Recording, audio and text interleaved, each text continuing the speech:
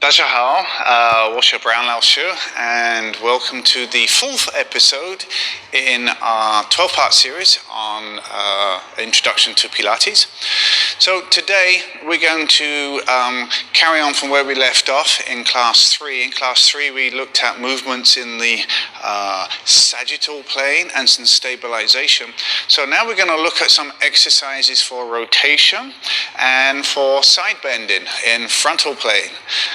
After we've done this, then we will have a nice little selection of principles with which to put a program together. We will have some stabilization, we will have some flexion, extension, some side bending each way, and some rotation. The exercises you're going to see now coming up are exercises, although we're going to go through them quite slowly, you can put these into group classes and you can also use them for one-on-one personal training. So let's get into it. And I hope you enjoy. Okay, so we're going to start off with what's known as the book opening exercise, and for that we have the gorgeous Michelle here to help us. So the book openings is a rotational exercise, and our emphasis is going to be on opening up the front, the chest area, and getting some rotation in the thoracic spine. So we got Michelle here lying on her right hand side. So she's going to bring this hand on top here, and then the first thing I want to do is say, right, okay, does her spine look straight from behind? And if you can see, she would actually be right now in a side lying position. So now I have two options. One, I can say, let's put something underneath Michelle's right side to lift up, or I can ask Michelle, can you lift up that right side and bring your spine into a straight position, which is going to be much better for rotation. And she can do that. That's great. The second thing is, when we go into the rotation, I don't want it to come from the pelvis. So I'm going to ask her, I'm going to say, can you keep your left ankle on top of your right ankle and your left knee on top of your right knee without it moving? And that will help to keep the pelvis still. So first thing is to lift the arm up and then slowly bring it back down. So she's starting to work the muscles in the shoulder joint here. And from this position to this position, I want to feel that as she lifts the arm from here to here, there's really not that much movement in the shoulder blade, but as she starts to lift the arm higher, her shoulder blade is going to slide around her back of the rib cage here. Once she gets to here, then we want to say, can you look at your hand as you lift? So when she lifts the hand, I want her to keep looking at the hand. And so in this upright position here, she has a good view of the inside of her palm. Now from there, I can use my legs, or I can put my hand at the front of her pelvis to stop the movement here and say, keep continuing moving and keep looking at your hand. And then we're going to see, where is she moving from? And right now, I get the sense that she's doing a lot of work in the lower ribs and not so much at the top here. So I can just gently cue her and say, can you continue? Keep looking at the hand and keep opening up through this area here from the collarbone to the shoulder. And then just gently bring it back again. So now, where should the movement be coming from? Should it be coming from the hand into the rib cage, or should it be coming from the rib cage into the hand? Well, we can do both. Both are correct. There's different things happening. So let's go from the hand first of all and come back, and then as she continues, we're going down through the rib cage. And she's got a little bit more movement there, and come back again. Now let's do it slightly differently, and we'll work from the bottom of the rib cage out through the hand. So the movement happens from down here, and the hand kind of slides along the other arm as a result, and you're going to find that she can actually go a lot further if she opens up this way, kind of like a whip, opening up and come back again. And let's do it one more time. And I can cue her through the spine. I can say, right here, I don't want you to move. And then, so I'm just putting my fingers along the back of her spine and saying, can you move from here, here, here, here? I'm walking up her spine with my fingers, and she's opening up. And then, remember that PNF stretch we did with Lindsay on the hamstrings? We can do something very similar here. So I'm just going to use one finger to resist, and I'm going to say, don't let me move you with my finger. And now she's using these chest muscles here to stop me from gently pushing down. Hold for 5 seconds, breathe in, and breathe out, and relax, and we get a much nicer stretch or opening here. Let's do that one more time. Breathe in, keep looking at your hand, and breathe out. And to go back, I want Michelle to move from the ribs first. So I want her to bring the ribs across to the opposite hip and then come back up into the hand. Now you'll find for a lot of clients that they might not be able to kind of coordinate properly because they don't get the proper feeling in their hand.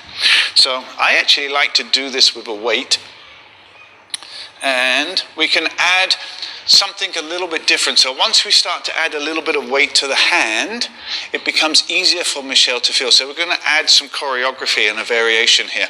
We can add some choreography and change it a little bit with the weight. So Michelle's going to come up with the hand, then she's going to rotate in the shoulder, bring the hand down towards the hip, and then she's going to just literally lift that arm up in front of her. So she has to get good movement in the shoulder here, otherwise she's going to get stressed. And from here up, so we're working the back of the arm, back of the shoulder blade, back of the shoulder, then down, so we're working a nice eccentric stretch through here and through the neck muscles. Now we're getting good work through some other muscles, especially the serratus muscles, and up and down. We'll do one more time, and then we'll use this to go into the opening. So we're getting good shoulder girdle movements and coordination. She comes up, she keeps looking at the weight, and then she opens and she's working through the rib cage because there's weight here, so she has to be able to support herself. And we don't want any stress in that shoulder here. We want it to open up nicely. She's going to keep working through the ribs. Maybe here I can just cue her through the rib area. And a nice big stretch, and very important when she comes up that she works from the rib cage to bring the arm back up. So actually it looks like a very simple, comfortable exercise to do, but you can make this very challenging depending on the amount of weight. Let's do one more. Breathe in, lift, and breathe out. You could also breathe in to open up into the stretch here.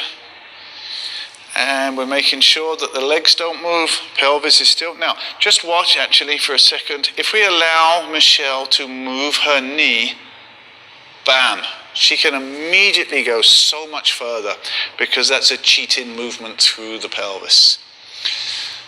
And come on back again. And that's the book openings exercise. Okay, so we've done the upper body openings. How about the lower body? So we have a leg book openings exercise. Michelle, I'm going to ask her to do it with her hands here. That makes it more demanding simply because when her arms are out to the side here, she has much more stabilization. When the arms are in here, she has less stabilization, so she has to work through her core muscles more. So we're going to start by asking Michelle to slowly and gently lower the legs to the side. And what most people will do is that top leg will come up. So we actually want the top leg to stay on the floor next to the other one. So we're not too bothered about this position right now. So the instruction to Michelle is, how far can you lift the left leg and bring it down this way before this leg starts to lift? Now, if she was very tight through the inner thigh here, she would probably only get to about here before the muscles on the other side start to grab and pull that leg up with her. So let's see how far she can go. Boom. Okay, so about there. Now, let's ask her to repeat that movement again, and then I'll show you how we can change it. See if you can spot what's happening with her movement.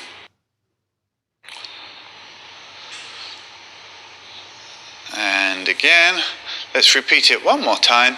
I want you to see how there's a sense that she's moving from the knee first. See how the knee comes up, and so when it comes up, it's kind of going into the hip joint, so it creates some tension. Now, how about if I said to Michelle, don't move from the knee first. I want you to move from your rib cage first. So, another reason to put the hands here. Breathe in, breathe out. So the ribs relax back and they generate this pulling movement here through the waist. So now she's working from her center out, and she should feel much more relaxed bringing the leg over. So the leg lifted a little bit. Let's give it one more try. And breathe out. So it's the ribs pulling all the tissue across, so it's not just the lower leg, it's actually all the tissue from the lower leg going up and across to the ribs, and this is our front X pattern. One more time. And it's a very nice, remember that adductor mobilization that we did previously? So this is a similar type thing in terms of mobilizing and opening up the groin and the inner thigh area. And yes, again, we could maybe put some ankle weights, sandbag around the leg, just to add a little bit more of a challenge. There we have it, leg book openings. Okay, so now we come to exercise threading the needle. Again, it's one of those deceptive exercises. It looks relatively easy, but done correctly is very, very challenging. So this is going to work the stability of the core along with the rotation. So it's a lot more demanding than, say, doing something of the book openings where you have the floor to give you some support. Michelle has no support. She needs to have this stability that we had a look at in the last program with the all four quadruped position and lifting the arms and legs. So this would be a progression from that. So Michelle's going to start just by taking the right hand off the floor and going into rotation there, and she's just going to pause there a second. If you see, she's got the left arm straight, so that means that she can't go down very far. And basically she's just working through the upper thoracics here. And then she comes back again. Let's do that one more time. And when she does that, I want to make sure that she's not pulling the left shoulder up to the ear. So we're going to take that underneath. Can she rotate through there? Yes, she can. And then she gets stuck about here, and that's normal because her body's not giving her anywhere to go. Let's come back. So now I'm going to ask her to turn her left hand in towards the other hand. Yep, turn the left hand in. There you go. So now when she goes down, I'm going to ask her to bend that left elbow. But she has to keep her head in front of the arm here. But have a look. She can go past her thoracic, and now she can get into the hip joint. It might look like her lower back is actually twisting, but it's not. Her lower back is fairly stable, fairly still. It's coming through the top, and then it's going through the lower back into the hips. Let's do that one more time. Let's see if she can get all the way down onto the floor with that right shoulder, because this is going to prepare her for the next one. In that position, I'm going to say, right, do you have good rotation in the upper part? And she's kind of side bending a little bit, so I'm just going to nudge her a little bit with my finger here. Does she look nice and stable in the pelvis? Great.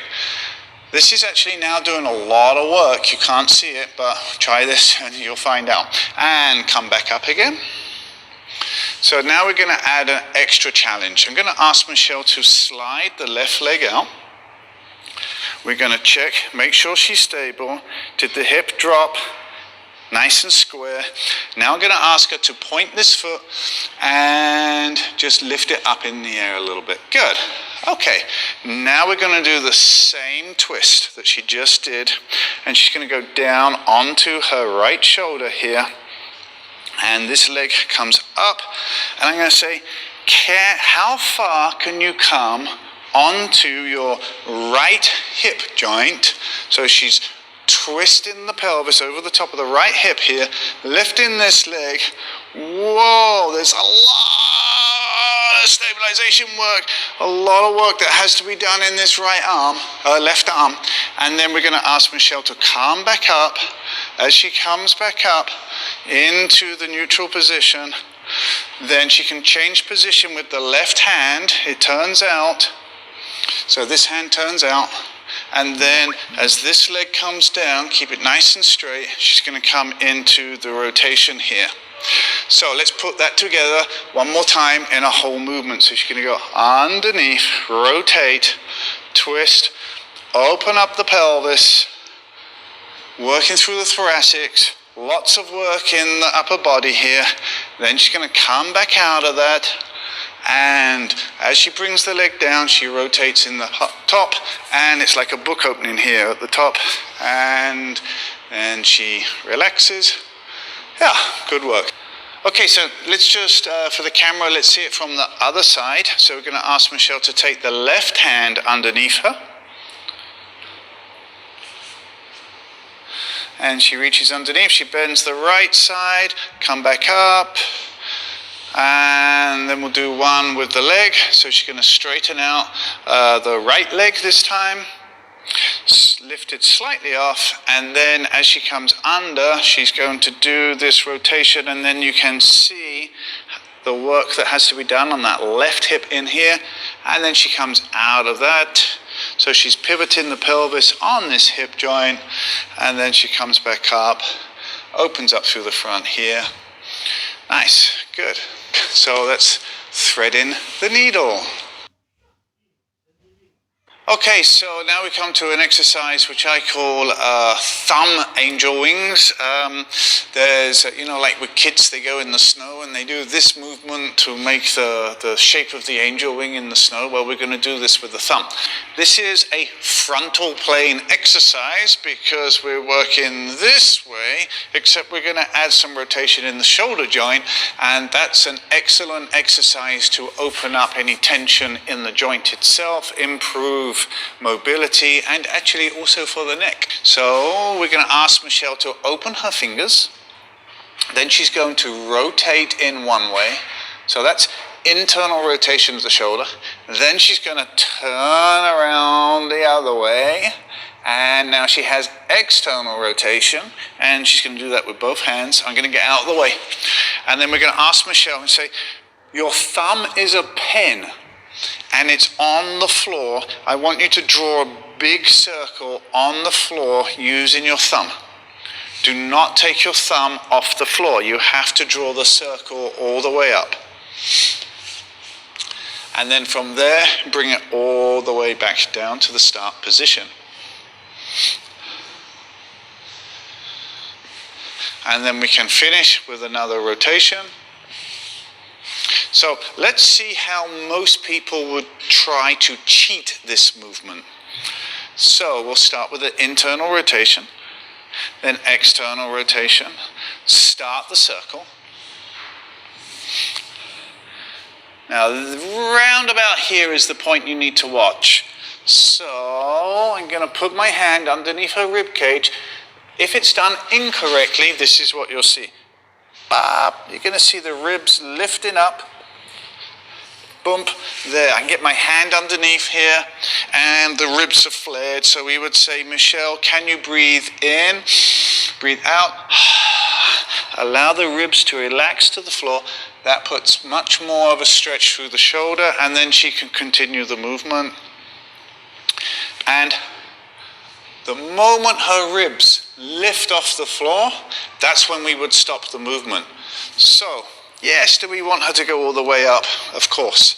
But much more important is we're going to stop at the point her ribs start to lift off the floor, because then she's actually completing the movement with compensation and not with a good movement pattern. And come back down. And that is the angel wings with the thumbs.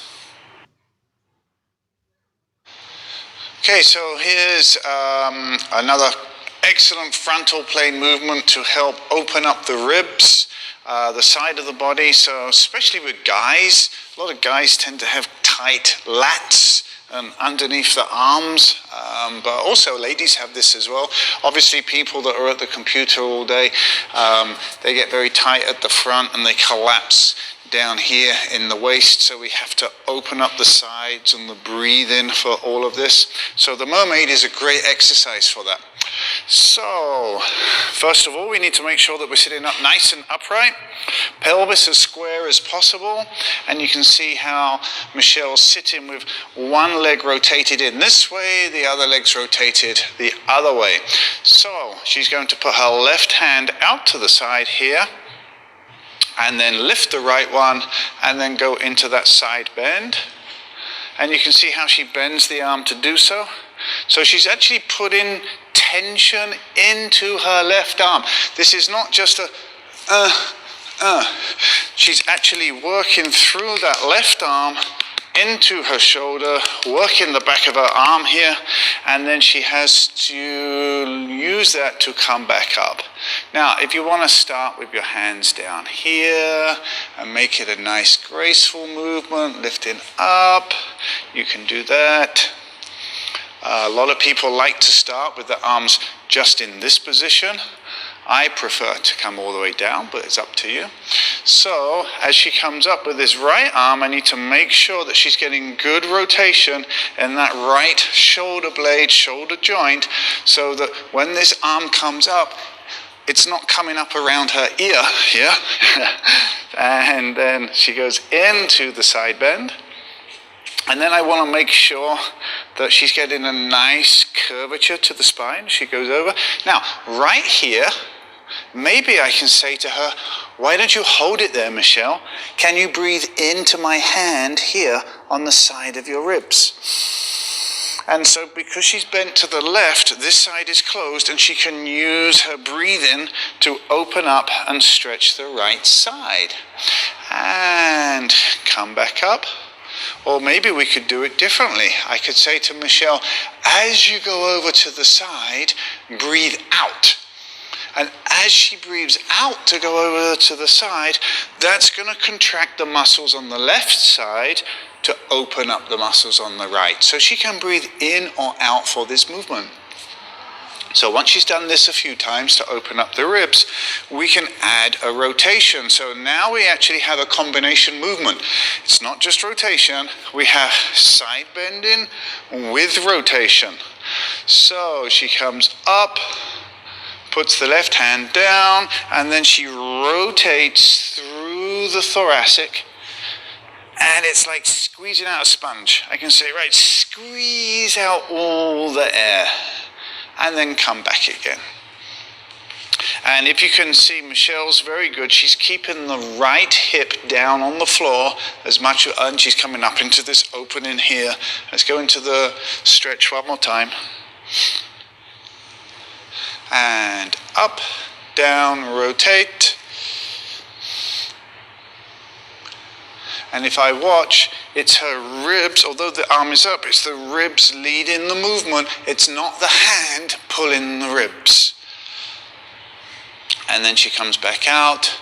Good, let's see it on the other side. So we'll do this slightly differently over to the right side. So now you can see that Michelle has her knees closer together. So in this position, she's a lot more unstable than with the knees apart. And so now if she does any side bending over to the right side, there's going to be a lot more of her body weight going onto that right arm, which is going to make her work a lot harder through the right side of the body. So let's see that in action. Let's see Michelle do it as people would do normally. She's just going to put the hand out to the side, and then she's going to bring the arm up, and you can see she's doing that nice curvature to the spine, and yeah, there's nothing wrong with that. That's how people normally do it. And come back up again. Good. So let's see a different way to do it. You can bring her left hand behind her head, take the right hand out to the side, put it on the floor. Now I'm going to say to her, Michelle, before you bend your arm, I want you to straighten your spine. Straighten your spine. Nope, that's bending the spine. There we go. Good. Now the spine is straight. And it's not so much a mermaid now, it's like a tricep push-up. So I'm going to say, right, without bending your spine, can you go down onto the side here? Whoa! And back up again. And nice, good job. This is very, very, very difficult to do. Let's get her to do it one more time. So she's going to fix her rib cage, fix the spine, just use her core to stabilize, and then push out into the arms and back up. Let's give her a nice one to finish so the left arm can come back up. And let's do the rotation. So she's going to put the hand down and come much more into the rotation, squeeze out all the air, and come back out, and open up through the left side here. She makes that look very elegant, doesn't she? One more time, and rotate. Again, she's moving from the ribs. The ribs are moving the arm is not pulling the ribs. So there we have it. There's a couple of there are other variations, but that's a couple of variations of the mermaid exercise. Okay, so now we come to the Sidekick exercise, which is all about the hip joint in the frontal plane, and there's some sagittal movement as well. So we got Michelle lying on her side here. The first thing I need to make sure is her left hip stacked on top of her right hip? So is it forwards, or is it back, or is it in the middle? It's in the middle. The trouble is the left hip is a little bit too much towards her left shoulder. So I'm going to ask Michelle, can you reach your left sit bone away from you? And you can see what happens here. Her right side comes up off the floor. So when I look at her from behind, she has a straight spine and she's not sagged off into the floor. So she has to draw and lift her waist off the floor to do this exercise. Now, she can bring her left hand here for support and stabilization. That's also going to help take her left shoulder away from her ear.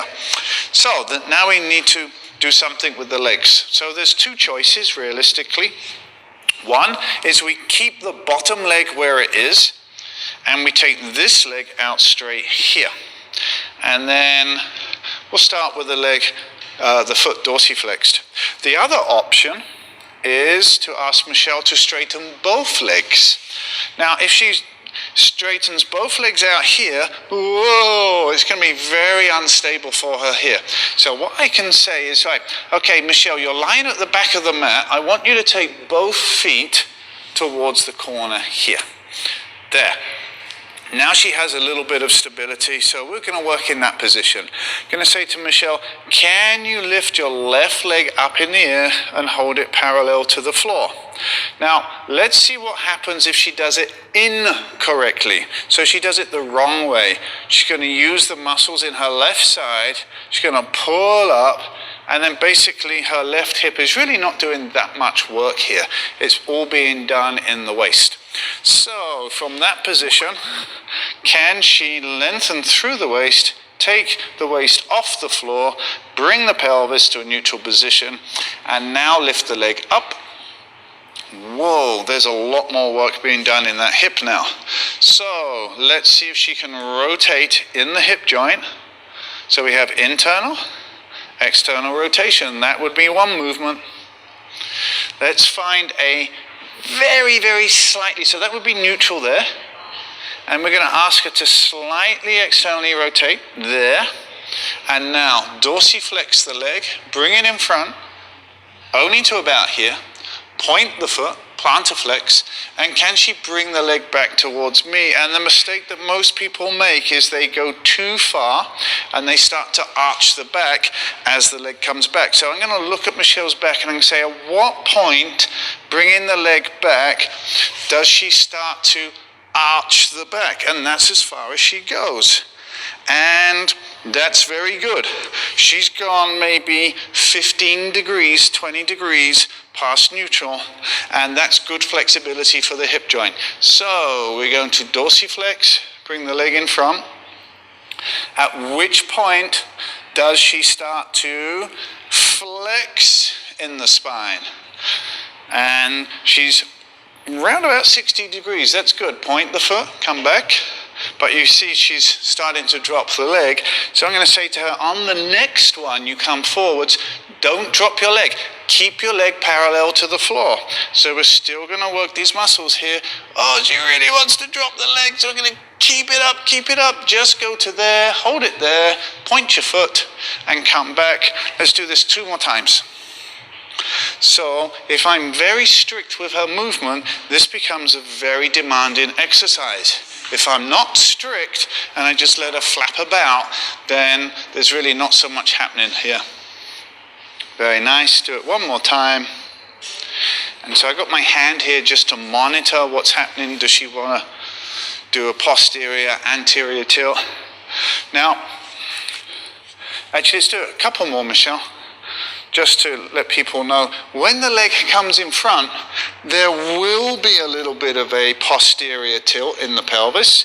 It's just that we don't want her spine to be moving.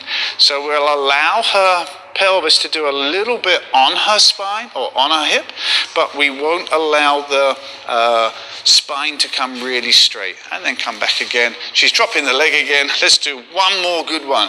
Lift the leg, keep it parallel, come back, point in the foot, flex the foot, go in front, don't drop it, hold it there, point the foot, come back again, and that's really great. And that's your side kick.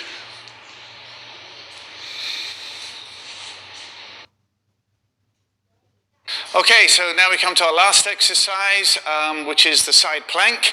Very important because when we do movements in the front, like stepping up or climbing, we have to have stability in the side. And that's basically why we do this exercise. So we learn to stabilize so we can move forwards and backwards efficiently. So let's go through how we get into the side plank. Michelle's got her hip, knee bent. If I look from the side, ear, shoulder, hip is in one alignment, and her elbow is underneath her shoulder. So we're just going to start off by doing some shoulder shrugs. So she's going to collapse and lift, collapse and lift. If she does this, her body will understand where to put the shoulder blade, plus it actually helps to mobilize everything there. Good. So now her shoulder is away from her ear. She has nice length here, and her shoulder is in a good position to stabilize the body. How about the rib cage? Well, we're going to do the same thing. Whereas before, she just moved her shoulder to mobilize and get in position. Now she's going to move the rib cage. She's going to drop the rib cage down. Yes, it will move her shoulder, but she's working from the rib cage. She'll go down and up, and down and up. 2 more. And from there, she can now find the midpoint. So she now knows where and how to stabilize the shoulder. She now knows where and how to stabilize the rib cage.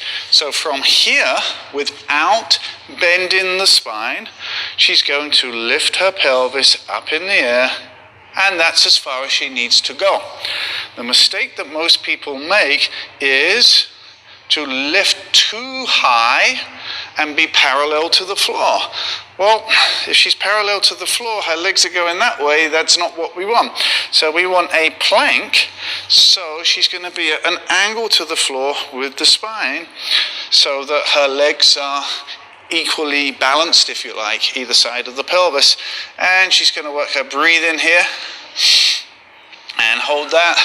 And Michelle is so good that she can hold that there now for another half hour while I talk. Maybe not. Let's get her back up again. Good. Let's do a variation. Let's put the hand behind the head, because she can hold that there. Let's get her to work through the rib cage. So lift the rib cage to the ceiling and side bend. Oh, it's not a plank anymore, but it doesn't matter. And come back, because she's demonstrated that she can hold it. So we're going to get her to move in and out of that position.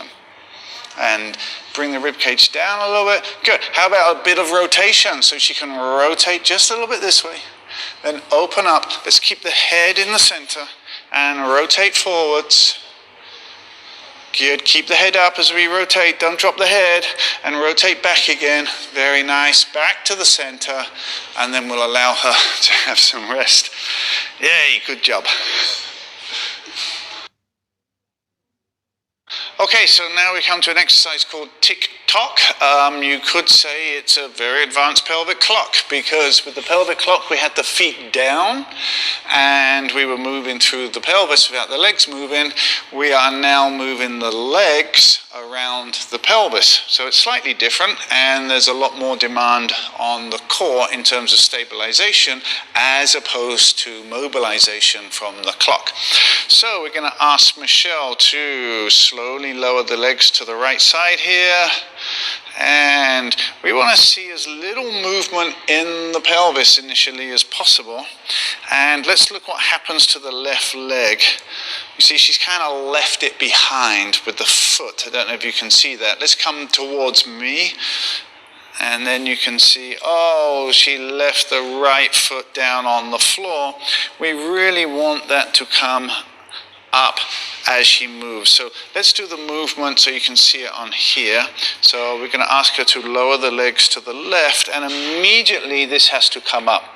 Now when that happens, the muscles inside this area here at the front of the pelvis have to switch on immediately. So this is actually, just doing this movement is a great postnatal exercise, because these muscles at the front of the pelvis get very weak and help to open up the pelvis for child delivery during pregnancy. So this also works in the pelvic floor. So side to side here. So she goes tick, and then she goes the other side and tock, and tick, and tock. So you can see it's only a very small movement. How can we make that more challenging? Well, we can ask Michelle to lift her right leg. Very nice. Hardly any movement at all in here, so she's nice and stable. Lift the left leg. And remember our principles that we spoke about before. I can say, right, okay, the pelvis is nice and stable. Good. She's in a good neutral position with the pelvis. How about the lower back? Good neutral position with the lower back, and the ribs are down. So we'll allow her to carry on with this, so she's not putting any stress in her lower back. So she's going to go tick, and don't forget, this is kind of the equivalent of being on the floor. So I want her to slide the left knee up as she goes across and comes back. And then tock. So her right knee comes across here and then goes back. And let's do one more each side. So there's a little bit of movement in the hip joint to start, and then you have the stability of the pelvis to take the leg over. So you work from the center out. Okay, let's increase the demand here. Let's see if she can, and she can get her legs straight, so that's great. And let's ask her to go to the right side. Now I can see the left hip is hoiking up a little bit here, so we can get, there we go. Nice, and then come back to center, pause in the center, come across to the left. And back again, and relax, legs down. Very nicely done, great. That's tick and tock. Okay, so we come to an exercise which is a favorite of mine, in actual fact, because it's a great thing to do first thing in the morning, last thing at night. I always do this exercise without fail, pretty well much as many times as I can. This is the pelvic clock exercise, so that's why we have a clock on Michelle's belly so that you guys can see. So I want you to think about if there was a clock on your belly, and if Michelle was to do a posterior tilt with her pelvis, and then it would tilt back to 12 o'clock. If she was to do an anterior tilt with her pelvis, we'd be going towards 6 o'clock. So let's ask Michelle to go back to 12 o'clock, and then roll back to 6 o'clock. And this is pretty well much the speed that you would do it. It's a very, very gentle exercise to relax all of those deep, short, hold-in muscles around the hips and the pelvis and the lower back. So again, if you have anyone with back pain, this is a great exercise to do. It's very safe and it's also very effective. So Michelle can move very nicely from 6 to 12. How about if we asked her to go to 9 o'clock? So 9 o'clock would be to her right. So let's see if she can put that right side down and then go across to 3 o'clock and put the left side down. So I want you to have a look while she's doing this about what's happening to her legs. And to make things easier, she can put her fingers on her front of her hips, ASIS is the bony bits. And then that will actually help to tell her what's going on. Okay, so if she goes down to 9 o'clock here, what you're going to find with most people is that the legs start moving as well. So we want the legs to stay still in this movement. I don't want a side-to-side movement, but as the right side goes down, you're going to find that that left leg goes forwards. And as the right side comes up and drops down, you're going to find that the right knee goes forwards. Now, what we don't want too much, or at all actually, is if we go this way and this way, we don't want that hip hiking. And that's where a lot of self-awareness or having an instructor comes in. Because if I look down from the top and I say, right, Michelle, can you drop your right side to 9 o'clock? And then quite often, she's done it very well. So let's just see the incorrect way to do it. She hiked 9 o'clock up towards 12 o'clock. And for a lot of people, they won't be able to feel the difference. So what I can do is just get my hands on top of her hands here and just very gently guide her from side to side, so that she can feel the difference between a rotation that takes her from side to side instead of a rotation where she goes down and kind of spins the clock up and goes down and spins the clock up. So we don't want that. So she's going to go side. Now she's got that going nicely. So it's very good for her hip mobility. And then let's ask Michelle, can you roll the clock back to 12 o'clock? And then roll it along the edge of the clock around to 9 and then to 6. And then continue rolling that around and bring it back to 12.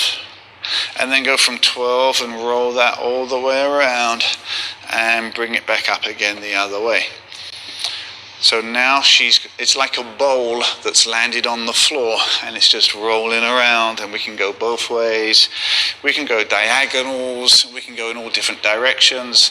If she's got good self-awareness, I can say, is there a movement in there that you feel a little bit stuck on? So if so, just focus on that one. I can put my hands on her knees, feel what the legs are doing. Maybe one moves more than the other. That will tell me something else. So very, very nice, gentle warm-up exercise to do, and extremely good for the lower back. So that's the pelvic clock. Okay, so that's it for our class today. So what you've seen so far up till now in the first 4 sessions is an introduction to how we breathe, how we stabilize the spine and pelvis when we're doing our basic exercises. We've looked at some sagittal plane movements, front to back, some extension, flexion, side bending, rotation. All of these are what we would call basic exercises. Some people would say they are pre-Pilates, and what that means is these would be preparatory exercises to get ready, to prepare, that you would do at the beginning of a session. You can pick which ones you want. So for the breathing, the warm-up, stabilization, the preparatory ready exercises, all of this is going to take you round about 20 minutes or maybe even 30 minutes in a class. So now we will go on to the actual Pilates exercises themselves as they appear in the book from Joseph Pilates. So we'll look at some of those in the next class and be introducing those as what we call intermediate exercises. So I hope you've enjoyed it so far, and look forward to seeing you next time.